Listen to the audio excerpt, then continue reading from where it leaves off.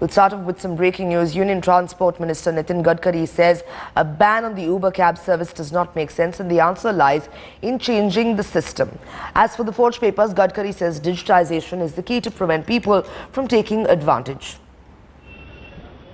Do you think the state government's decision to ban this service and these application-oriented services is correct? Because perhaps this is causing inconvenience to the passengers and the consumers. It is up to the central state government to decide about it, because this is the subject in the concurrent list, and the state government has equal rights to take the decision about it. कल अगर railway में accident हो गया तो railway बंद कर दो, taxi में हुआ तो टैक्सी बंद कर दो, बस में हुआ तो बस बंद कर दो, तो ये तो बात ठीक नहीं होगी। पर इसमें जो कुछ लैकुना है, कमियां हैं, जो ड्राइविंग लाइसेंस सिस्टम में जब सुधार हो जाएगा तो हम लोग इमीडिएटली कैच कर पाएंगे कि कौन क्रिमिनल है, किसने पहला गुनाह किया, किसने एक्सीडेंट किया, कौन ने दारू पी के गाड़ी चलाई है, उसका पूरा ट्रैक रिकॉर्ड विदिन ए सेकंड हमारे सामने आएगा। Brijesh Pandey now joining us live on the story. Brijesh, several developments taking place in this case. An FIR decision likely to be taken later today. The NSA, in fact, holding a meeting. The Ministry of Home Affairs getting involved. And now Nitin Gadkari coming up and raising an extremely pertinent issue. A very, very pertinent question which has been discussed for a while now. Was it enough or did it warrant a banning of the Uber cab services in the state?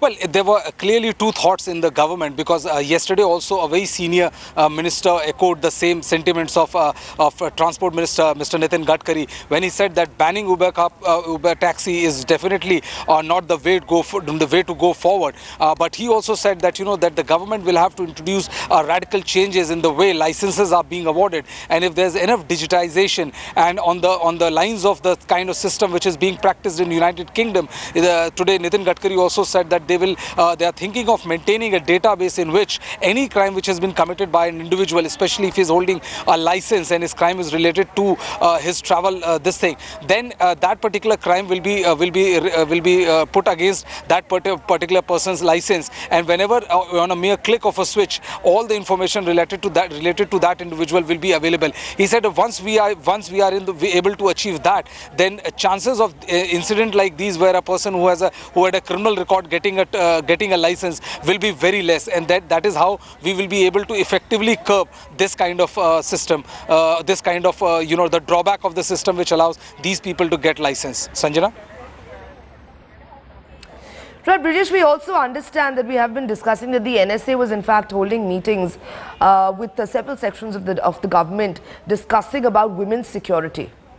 Well, Sanjana, it is one thing is very clear, that by NSA stepping in, it clearly proves that the government doesn't want to take any chance, because the backlash, the fear of a backlash from the people, and especially when Delhi is about to go to poll in next couple of months, compels or pressurizes the government to act quick, and this is the reason why NSA has jumped into the whole solution finding with all the top cops of Delhi, and they are holding hectic parleys and meetings to make sure that the incident like these does not take place on the streets of Delhi, because if these kind of incident happen again, then the chances of BJP making a return to power in national capital will be a bit hard, and it also gives the opposition something to beat the government around with, and it's a very serious issue. Remember when December 16 Nirbhaya Kand happened, the Congress party, which was at the power in centre, suffered a severe backlash, and this was one of the big reasons touted why they were removed so unceremoniously from the power. Sanjana? Brijesh Pandey, thank you so much.